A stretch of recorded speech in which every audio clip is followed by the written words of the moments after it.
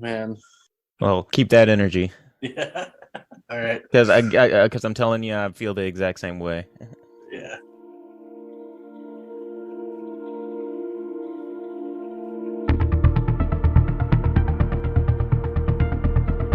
What's good, everybody? Welcome to the Body Bag Podcast. I am Chris Thomas, and with me, as always, Broke Writer Dave. How's everyone doing today? First off, right off the bat, I need to apologize to Horror Sphere. Horror Sphere from Instagram was the one who recommended this for us. He chose our movie because he won against us in the death battle that we did on Horror Guy 90s page. And I need to apologize to him in advance because I'm about to take a steaming pile all over his movie recommendation. I really hope he picked this because he hated this movie. He didn't. And he's just trying to torture us. He didn't. I asked him because I thought the same thing. That's why I texted you and told you, hey, I'm going to feel really bad tomorrow because I'm about to dump all over this movie.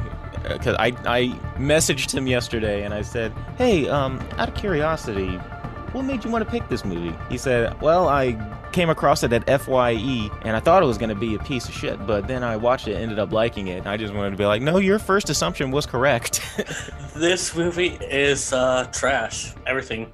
I was complaining last week when I was watching 13 Ghosts, the characters in 13 Ghosts, especially the teen and the kid and the unnecessary babysitter. I would gladly take them over any one of these characters. I'm just mad because New Orleans and the Bayou is one of my favorite parts of the country. That's why the first Thanks 2 to minutes. this movie, I fucking hate it now. The first 2 minutes of this movie, I was like, all right, because I write notes down as I watch. So the first thing I wrote down was, okay, voodoo in the bayou. Okay, I'm feeling this. That was the first thing that I wrote down, and then immediately it went boom. Quick cut to angsty teens and their whiny voiced dates, and I was like, oh no, It went straight downhill for the first 2 minutes. Because it caught me off guard in 2 minutes. There's a woman talking about, or the woman in the middle of the bayou talking voodoo, and we see this Necronomicon looking thing that turns out to be a suitcase. Because the picture quality wasn't that great because we watched it on YouTube, so I thought it was a book, was a suitcase.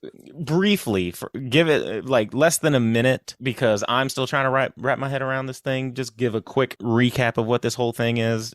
It doesn't have to be long. Just a quick 30 seconds. Okay, so the briefcase, it contains souls that the grandma milked out of bad people. So it's just... That's not an innuendo, by the way. No, literally line for line for the movie. She milked the badness out of people's souls so they could move on to the afterlife and kept it in a suitcase. As you do. Yeah, and then when her car crashed, they got out and got into a guy. Basically, the snakes bites a guy, and then the guy turns into a zombie and then goes on a rampage killing a bunch of people. And it's because he's possessed by the evil souls of a bunch of collected evil souls that were in these snakes that bit him, and now he has all of this evil in him. And they had so many opportunities to turn this movie around. I saw story beats, I'm like, well, maybe that could save this. Not every plot needs to be super awesome. Sometimes, I mean, that's a whatever plot. It's fine. Now, do you remember my biggest complaint last week was the characters? Child actors, yeah.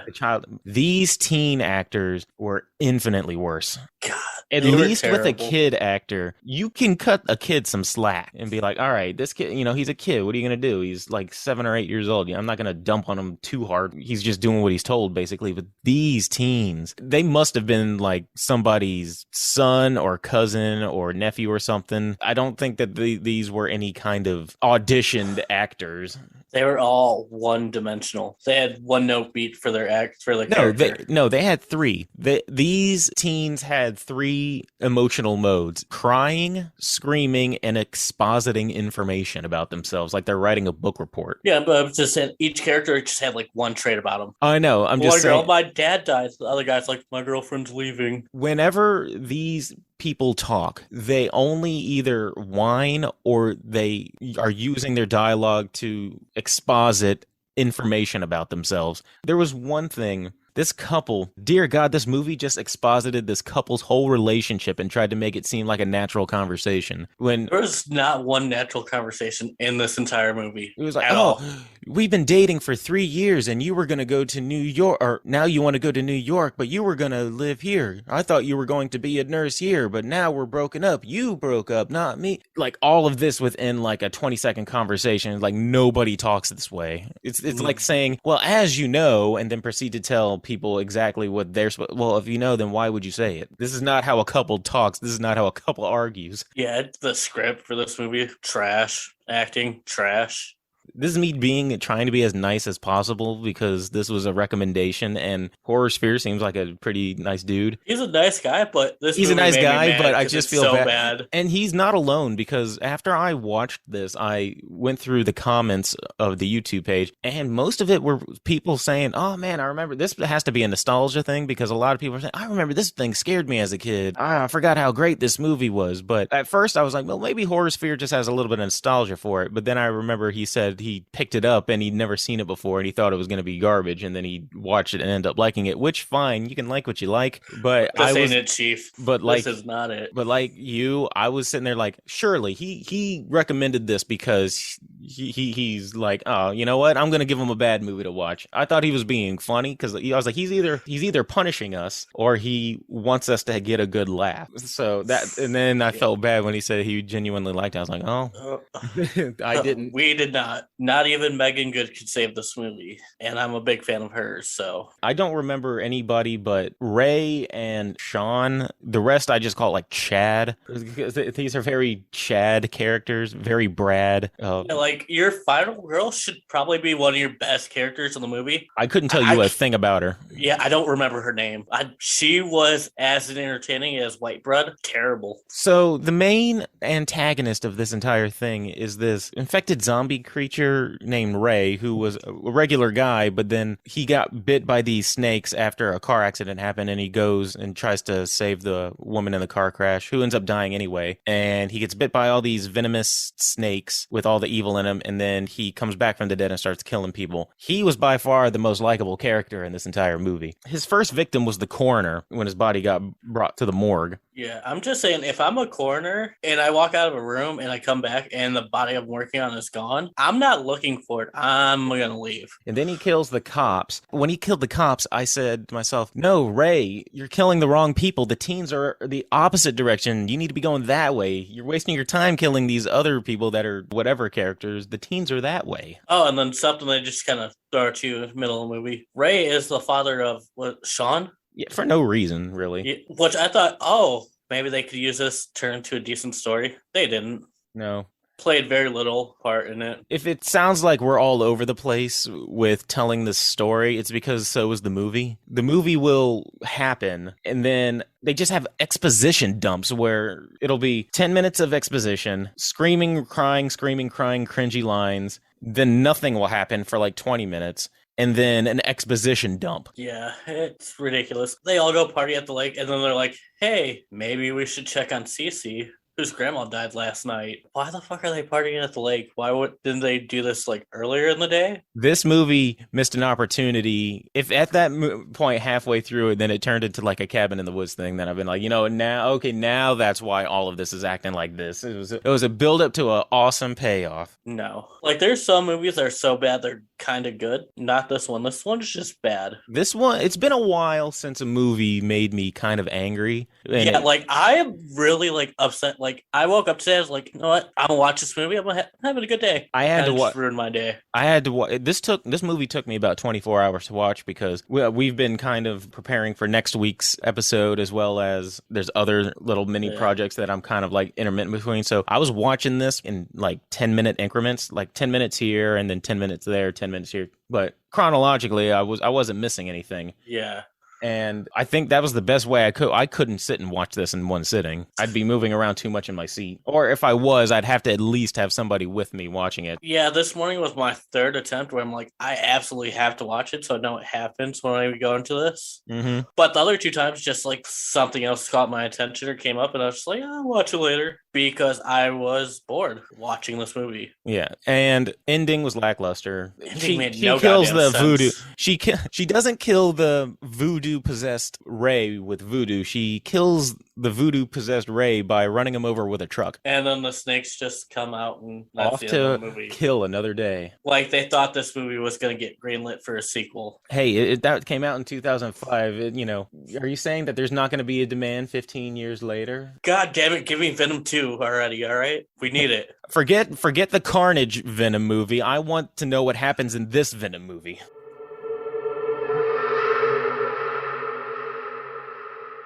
I apologize for being so harsh on the kids in 13 Ghosts last week, because when it comes to annoying characters, they don't hold a candle to these characters. I can at least tell you a little bit about the characters in 13 Ghosts and the kids. I can at least tell you a little bit about. I can tell you that the kid has some kind of slight morbid curiosity, which is quirky because he's trying to learn how to spell weird words like decapitation and stuff. Isn't that what the kid was doing? He was trying to spell like weird words, and he's curious. He rides his little scooter, and he's just a curious kid. And I can tell you that despite me thinking that the teenage daughter was a spoiled brat, she had her own kind of person. I couldn't tell you a thing about these kids other than they love to cry and scream. I mean, there was one girl who was kind of slutty. She liked to steal. And then her one friend who was just with her. And then they had their gay friend. Well, yes, he was gay. I'm not sure. Are you talking about the other girl? No. I know who you're talking about. The one who was sitting there talking with him. Yeah. I don't know. You could make an argument. There were the two that died. Doesn't really matter. I don't. Body shop. Yeah. I don't. It doesn't really matter because even if he was, it didn't play into anything. Which not that it should have, but he was pretty throwaway character anyway. And then there was Sean's girlfriend, who was supposed to be the bitchy one, I guess. But I don't think I was trying to sit there and think. All right. Her one-liners were kind of just... At the very least, when you have a group of unlikable teens and stuff like that, you at least have one character that is like, all right, they're supposed to be the straight edge one, supposed to be not. All of these teens I did not like. There was no... They were, again, either screaming or crying or being just... Even the dudes just being angsty, drunk and angsty. Ray angry at the world. And then, what the fuck was the other guy's name? Sean and Eric.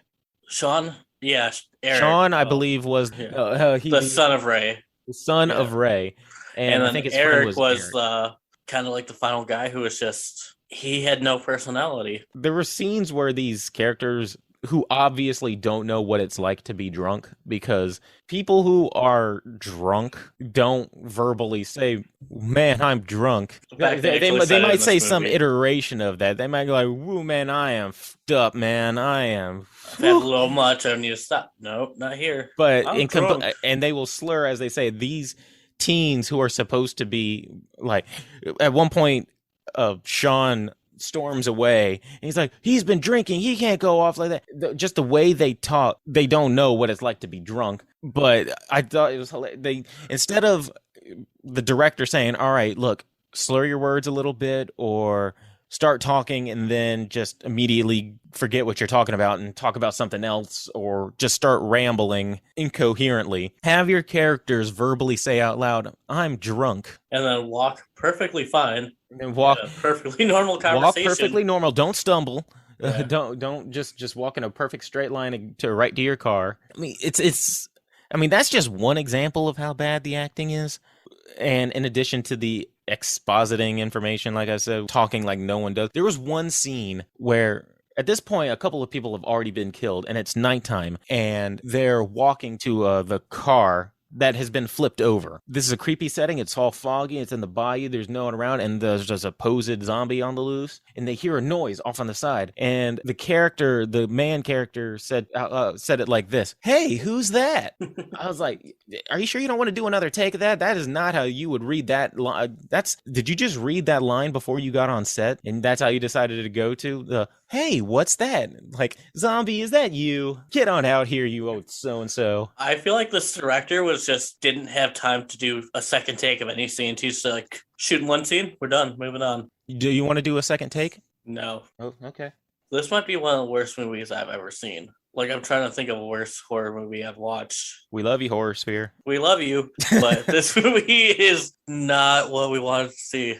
There's a scene in the near the beginning when we're first introduced to these characters. They're at a diner, and these two guys are there who I thought they were there with their dates, but I guess they were just their friends. The two girls who are sitting off by themselves, they're like, "Hey, we're not drunk yet. We're not drunk enough. Can we have Can we some get some more more? booze?" Yeah. I don't know how old that particular actress was supposed to be, but she sounded 12 years old. And it always really just, it's like digging the knife a little bit more into my already cringe like body, that when you have a super young actress and they're trying to act sexy, Well, let me see. I because like that. at one point she goes and she's like, "Ah, man, because I have such a great rap," and then Yeah. she goes and flashes Ray before he turns into a zombie. Okay, so that she was played by Laura Ramsey. I have the cast list up. Hmm. Who is 38 now? So 16 years ago, she would have been 22. Actually, She sounded 12 yeah, because she looks has young like for a her age. high Yeah, pitched voice, and oh my god, we're not drunk enough yet. she was the most annoying character in the movie. Her voice was immediately followed from the woman in the bayou. And by the way, set in Cajun country where everybody sounds like they're from California. Yeah, And no one had a southern accent in this movie. no one had a Like Creole accent. Even the guy who they called a redneck, he just sounded like this. they all sounded like they were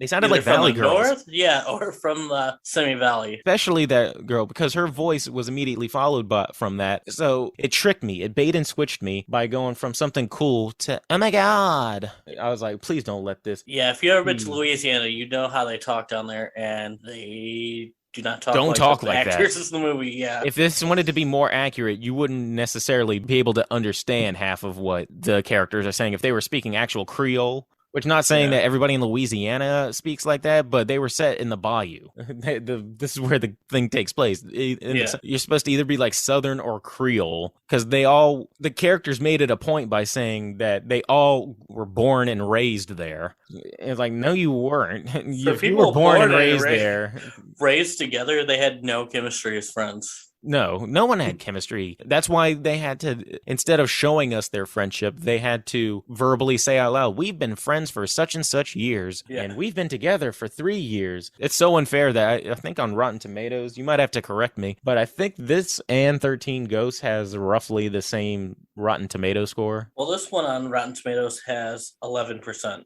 And I think that 13 Ghosts had like 17 or something. I know it was roughly the same, or they both didn't hit 50. 13 Ghosts had 16%. That But is it not did- fair. I'll say that's not fair. Yeah, but it did have 13 Ghosts did have an audience score of 48%, while Venom has an audience score of 21%. That's a little bit more fair. So Venom critics and the audience both think this movie is garbage.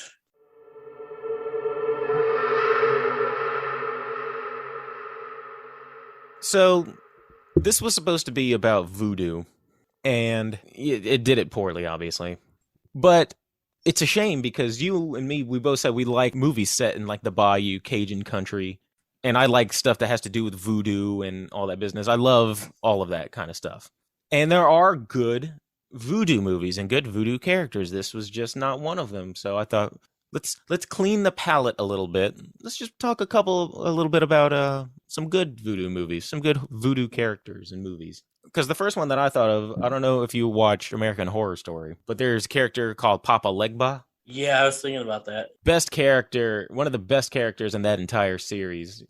In the season Coven, they go over all this voodoo stuff, Papa Legba's lore, witch voodoo and witches and whatnot, and they do it so well. Now, granted, that has an entire season to kind of have fun with it, but Papa Legba's probably only got about like a total of less than 10 minutes worth of screen time, but he just eats the scene up, and that's how you do it well. Sometimes you don't want to overdo it, but he was one that came to my mind in terms of like a good voodoo character. Definitely. I mean, one of my favorite all-time shows is The Originals, filmed in New Orleans. I don't think based I've out of New seen that. Orleans. I don't think I've seen the originals. It's a spin-off of the Vampire Diaries, so it covers the original vampires. Mm-hmm. And it goes into like the witches there use ancestral witchcraft, so they're always using like the cemetery to gain powers from their ancestors, and it's very interesting. I'll have to check it out. Is it good? Yeah, it's a very good show.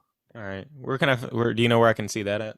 Netflix. All right, I'll check it out. As much as I like stuff that goes on in the bayou, I haven't really watched a ton of movies because off the top of my head, the one that keeps banging in the back of my mind is the movie Skeleton Key. Yeah, Have you seen that? I haven't seen that in a long time. That one is okay. Unlike this one, people actually talk like they're from Louisiana, Yeah, and the voodoo aspect is really heavy, even though it's subtle. So a lot of the stuff that they do, you have to think to yourself, is this because of the voodoo or is this because like this because it has to do with an old patient who's like his mind has supposedly left him and stuff like that. And then you have to find out, well, is it that he's paralytic and or catatonic, or is it that this person's voodoo's cast a spell that's making him like this? You see the skeptic woman slowly start coming around to believing in voodoo. Whereas in Venom, you're halfway through the movie, and then all of a sudden when they go to check on Cece, you just see all of this voodoo stuff in there. It's like, oh yeah, it's been going on in our family for generations. My grandma, like, they have altars and stuff. And so I was like, this is supposed to be your friend, right? Like, did right, you not know this about her? Because is this the first time you've gone to see her at her house? You didn't notice the altar and all the voodoo stuff in her house? right. Like I feel like they would have known about that beforehand. If this was a generational thing, I'm fairly certain that they would have something would have come up. Yeah, and also the fact when Cece told him everything that was going on, she walked out of the room. Was like, "We need to call the doctor. Cece's talking crazy. Didn't you just see the zombie outside? Like, We need to call the doctor to the police. What are you talking about? Other than Ray, there are no adults in this neighborhood. Like, I don't see, other than the two police officers and Ray, there are no adults in this neighborhood. Even the diner is run by a bunch of teenagers. yeah, there were no adults at the diner either. Jeez. That's why these teens can run rampant, flashing truck drivers and drinking booze and riding their motorcycles and breaking into people's houses, breaking into cemetery crypts. Any other voodoo related movies or characters that deserve a fun little mention? I mean, I heard Spell was pretty good. I haven't seen it yet, but I heard that one was pretty good. Not a horror movie, but Princess and the Frog. Now, at this point, we usually do kills of the movie, but I'm gonna put it to you. I was either gonna do kill of the movie or something I was gonna do for a movie like this called cringe of the movie. I think we should So do cringe of the movie. cringe of the movie because Yeah. they don't show any of the deaths really. This had the same issue. You know how I said the issue was showing the. I'm keep going back to 13 Ghosts because I feel like I need to talk good about 13 Ghosts because I spent too much time kind of ragging on it. Yeah, now you appreciate it, huh? But now I'm appreciating it a lot more because you know how I said they had the shaky camera whenever they showed the like quick cuts whenever they showed the ghosts. They did Yeah. that with the deaths in the scene in this movie. You don't see a single. They always quick cut it or it happens like off screen, Yeah, like which is a damn shame because there was one that was going to be my kill of the movie because they built it up. I was like, oh, I can't wait to see this, and then they immediately cut away from it. It was which one was that? when the what was her name, Tammy, who got crushed by the car. Oh yeah, She has this car on top of her. She can't go anywhere, and then Ray Zombie grabs was it the pressurized air? Is that what? yeah. Yeah, pressurized air, and I they think go it was a pressure washer. it was either a pressure washer or like a pressurized air. He owns like a garage, and he goes through the trouble of showing how powerful it is by like it shows that it could strip metal, and then it goes up, and I was like, oh, I can't wait to see this. This chick's about to get it, and then it just cuts to the outside of the garage, and you just don't see anything. I was like, Yeah, really? cut to You the went through next the scene, trouble of building it up, and you're not even going to follow through with it? And Yeah, that made me mad. all the deaths are like that. You don't see anything, which you don't need to in horror movies, but but in a movie like this, if you're going for that R rating, which it clearly does have because there's the teens, all they do is drop F-bombs every other sentence, and they do show some blood. If you're going to go through the trouble of building that up, show a little of the stuff. Horror movies are kind of known for, we don't have a big effects budget, but we're going to use prosthetics and make the gore at least look good. I mean, that's what Terrifier did. This movie is like, they had some potential for some decent looking kills, but then they just Didn't do it. pan away. So, cringe of the movie. What's one scene or the biggest scene in the movie that just made you go, ugh? It's at the beginning when the guy was talking to like the two girls. He grabs like her bra strap. He's like, "Oh, is that synthetic leather?" She's like, "Oh, I stole this bra," and then she flashed right. Which is a very weird thing to just kind of say. Yeah. I don't know what type of guy starts off a conversation by walking up to a girl and grabbing her bra. George Costanza does that. Is this synthetic leather? The fuck? dude. That was gonna be mine until I watched it to the end. At the very end, they're in this crypt. And do you remember what the ending survivor girl's name was? No. We'll just call her Stacy, just Okay. for whatever. And her boyfriend is Eric, I believe. Yeah. Eric had gotten injured by a zombie, presumed dead. And she's in the crypt and she comes across a bunch of dead bodies and she pretends to be dead on top of them so that the guy or the zombie doesn't think that she's alive, that she's just part of the corpses. He throws Eric's body on the pile.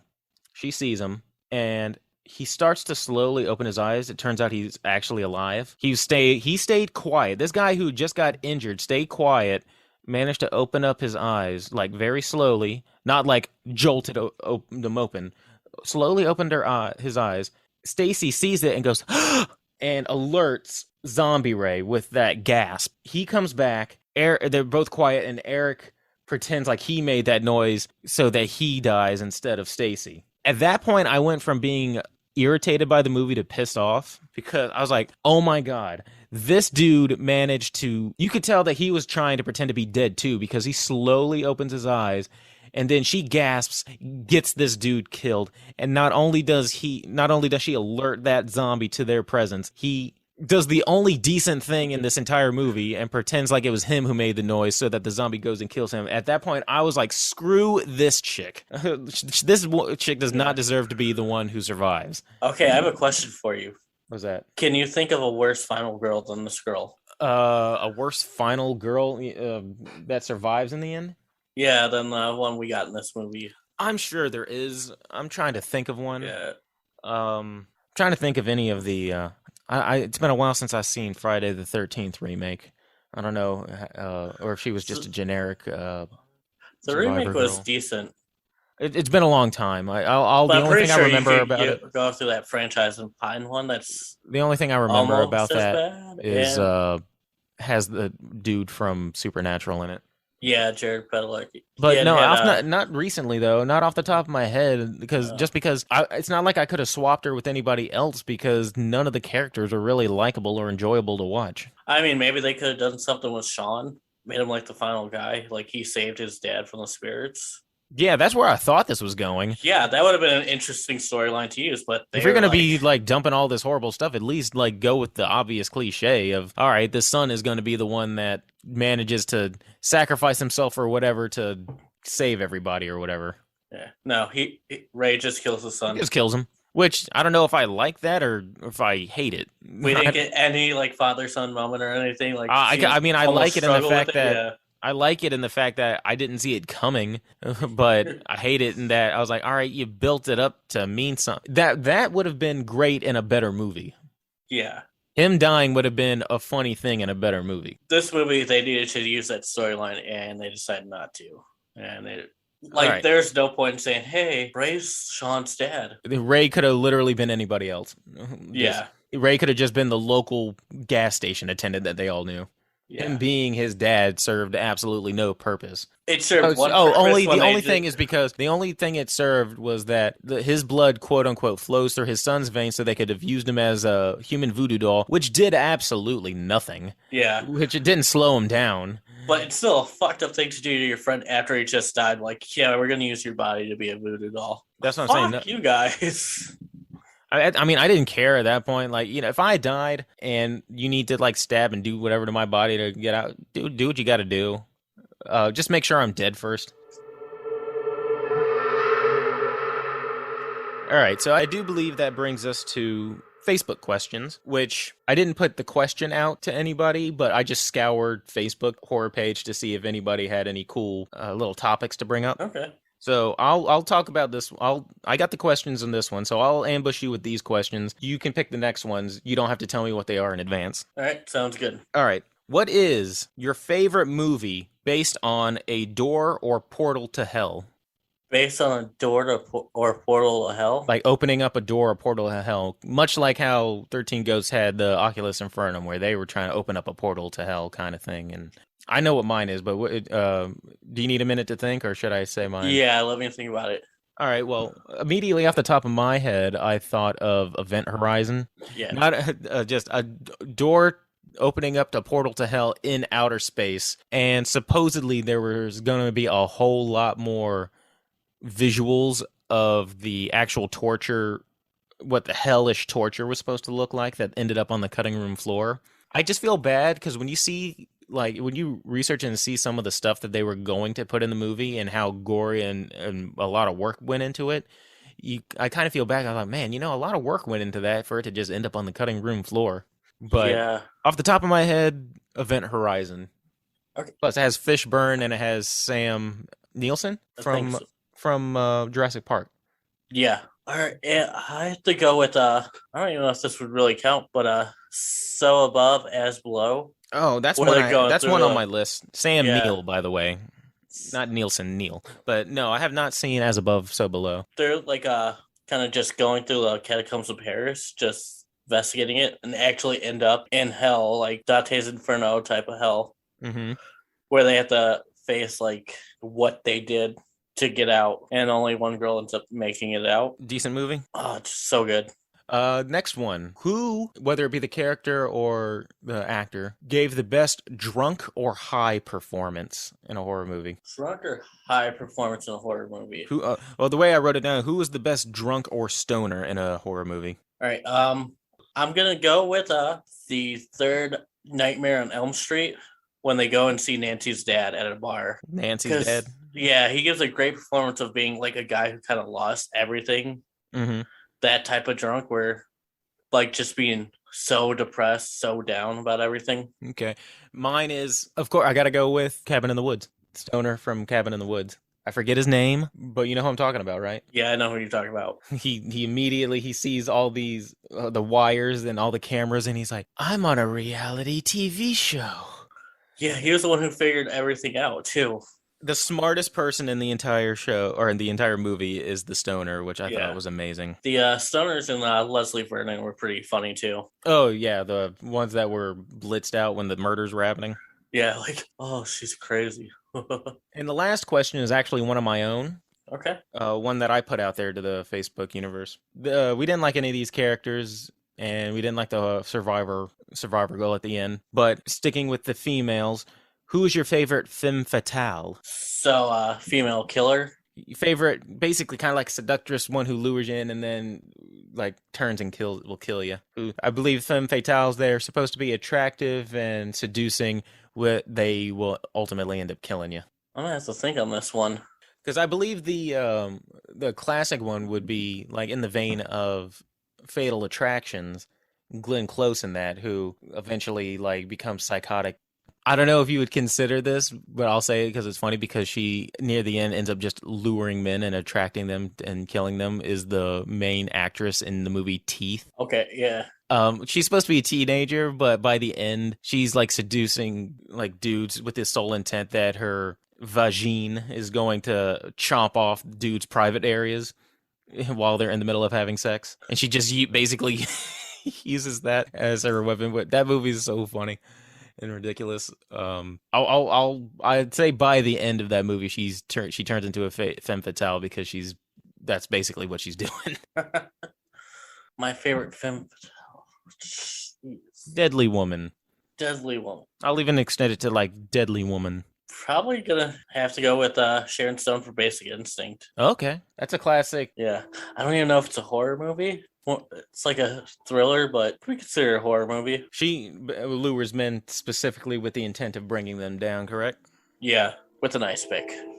With an ice pick. But anyway, that about wraps up this session of Body Bag Podcast. Next week is going to be a very special episode because we have our very first guest on the show. We are going to bring on horror author Haley Newland to be on the show, and we are going to be talking about the 1960 classic The Tingler, starring Vincent Price. So we're going oldies this next week. So Yeah, we next are week is throwing it old back. week, black and white movies week, which is going to be pretty good. A nice change of pace. As I was messaging her, I said, you know what? This is perfect timing because we just finished doing 13 Ghosts and now this movie. I said it's going to be great to have some old movies, some movies with some substance, as I believe I put it. Not saying that the ones we've reviewed don't have merit, but there's definitely a whole different feel for black An and white older horror movie, movies. yeah. And Vincent Price, I mean, come on now. can't go wrong with Vincent Price. Definitely plays trail for a lot of actors out there. So, and that's Haley Newland. Next week she'll come on. We'll probably talk a little bit about her books as well. She has 2 books as far as I am aware, one of which I'm reading right now called Take Your Turn, Teddy. And then her first novel was Not Another Sarah Halls, which is a great book. Both available on Kindle, if I'm not mistaken. Yep, you can find them on Amazon.